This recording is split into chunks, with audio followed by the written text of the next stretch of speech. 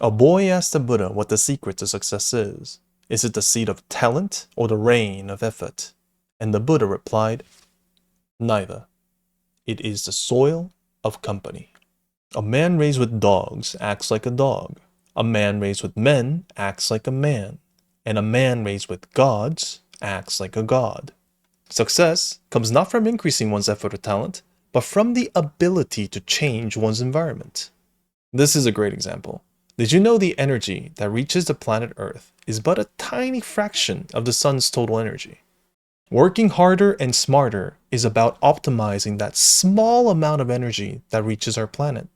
So the most important factor to success and growth isn't squeezing more out of the candlelight. It's about positioning ourselves where the light is highly concentrated. This is a story that'll help us connect to that power source, which will be explained at the ending.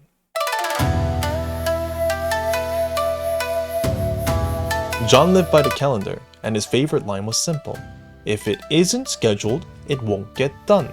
He worked hard, never made excuses, and found fame and fortune through the old-fashioned way, by helping other people grow. But one day, he collapsed, and the doctor immediately came running and stamped his forehead with a bunch of clinical jargons. Anxiety, depression, stress, burnout, so rest. John rejected his labels and said, enough talk. What skill sets must I learn to overcome this problem? So he was sent to find monks in the highest temple. He budgeted exactly one afternoon to learn quick and get out. But to his surprise, the monks didn't do anything special. No morning routines, no habit tracking, no performance matrices, or fancy formulas. They didn't trade information or tips, they didn't listen to podcasts or read books. Nothing. They did absolutely nothing. How in the world did these monks find happiness? John said. Intellectually, it made no sense to him. To me, now look. I respect their way of living and all, but there's obviously no technique or methodological study here. It's unreasonable to believe they understand the secret to happiness. John immediately left the temples to catch his next appointment. But on the way back to his car, his phone slipped, rolling all the way down the mountain slope.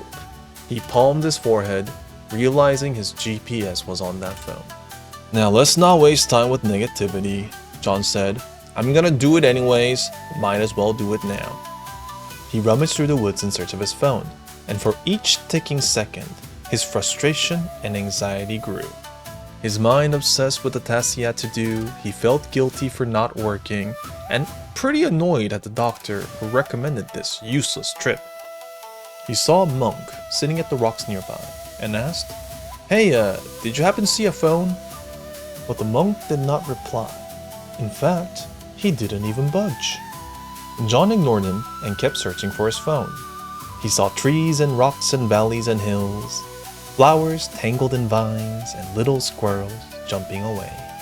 When he couldn't find his phone, he sighed, and when he did, a dandelion seed drifted past his face. It'd be nice if I could ride that home, he thought to himself. Then he noticed a grasshopper riding a leaf down the riverbank.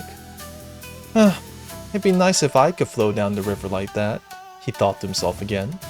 Then he heard the birds singing their rhythm, ants holding a giant trophy, and petals circling down.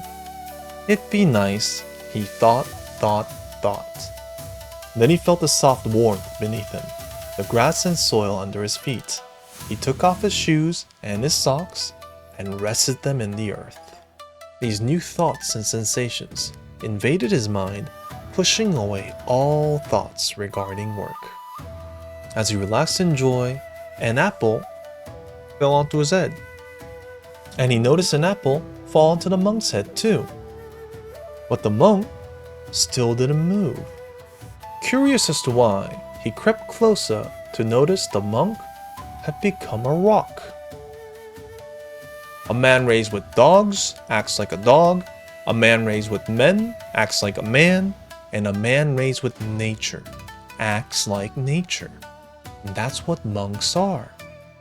The reason why these monks were happy was because they have observed nature for so long that their heads were only filled with nature.